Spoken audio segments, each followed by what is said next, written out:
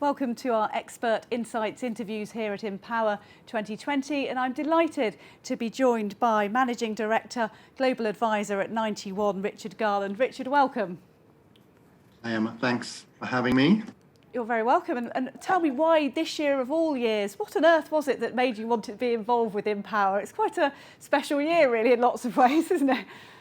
Well, I've been going to what was FundForum for maybe 25 years, and I know you can't believe that, I know, but I've always found that FundForum, Empower, has been a fantastic way for us to communicate with our clients, the financial advisors, and I'm very happy to embrace Empower virtually this year. The other reason I thought it was important for us to be part of Empower this year was that 91 recently became 91 because we demerged from our parent Investec Group, and we have a new name, 91. So this is a great way for people to understand who 91 is, and obviously the link with Investec Asset Management. And even though there are the challenges of COVID, we're meeting virtually at Empower and not in real life, this still presents opportunities for you to do just that with the fantastic networking and access that it has. Absolutely. And as I said, I've been to multiple fund forums, and I've always found the networking to be particularly valuable. And it gives you a chance to really understand what our clients are thinking, and for more importantly, the financial advisors to understand how we're looking at the world. So I really value the two-way process that Empower provides. You talked there about the way you're looking at the world. Is there a specific philosophy at the moment you're sort of excited to share with the audience? It's all about sustainability. Now, I'm actually based in the US, so you may find that strange, as we have a president here who has a slightly different view of the world. But certainly our view is that you have to take sustainability seriously. And we have a strategy called Global Environment, which is all about decarbonization, about managing the threat of climate change. And we believe this is essential to really address this key issue now. But more importantly, it's about growth.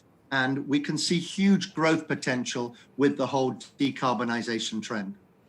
You talked there about key topics, and indeed sustainability is one of the three key topics here at Empower this year. Are there any other areas that you'd like to see investment managers talking about more? I think the biggest challenge now is income. With interest rates, so low, many, government bonds with negative yields.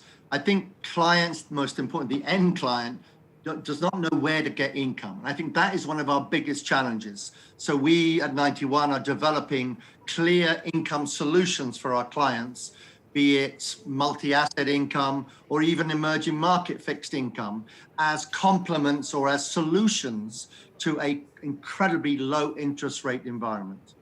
You talked there about some of the products that you're developing and things. How have you adapted to this ongoing crisis, and how have those adaptations, would you say, how have they increased value for your clients? Well, the key is communication. I mean, my clients, for us, there's obviously the end client, which is the most important client, but on the advisor side of our business, there's financial intermediaries. So the key is for us to have high touch and high communication. So we've all zoomed out, but we have done, you cannot imagine how many virtual events and virtual communications with our clients. But I'll give you one interesting way we've also kept in touch with our financial advisor clients is by things like WhatsApp, which may seem strange, but WhatsApp and texting, I mean, you've just got to keep in contact and find ways to make sure they understand what you're thinking about. But there's one final strange way we've kept in contact, and that's actually by telephoning our clients. Because many clients we contact go, oh, thank heavens, a telephone call. You mean I don't have to look at you on a screen? So we're even using the old-fashioned telephone. And do you think that actually people want to talk more now that they're not having that day-to-day contact in offices and things, that form of communication is actually having really good sort of results?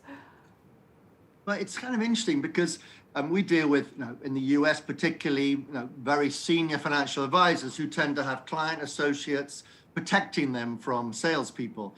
Well, when you ring them up now, there's no one to stop the call coming through.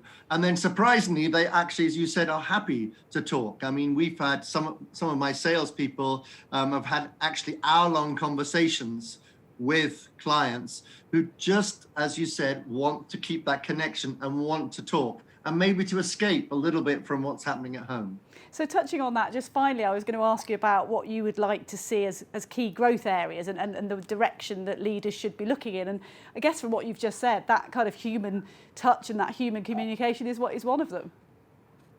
It's because, I mean, people worry about and they complain about the virtual aspect of what we're going through with COVID. But if you use it properly, it is incredibly, it's powerful to connect. And I will say that we are more in touch with our clients, but also our staff. I mean, we have never been more connected as a company internally and also externally. And you have to embrace it and you have to adapt. As we all know, it's survival of the most adaptable. And we have adapted to this, but you've also got to keep the human touch, which means bringing in some humor. And so we've even used magicians on call. So just trying to keep that connection, but making it authentic. Richard, I've certainly enjoyed connecting with you today. Thank you so much for sharing your insights with us here at Empower 2020. Emma, thank you very much. Cheers. Thank you.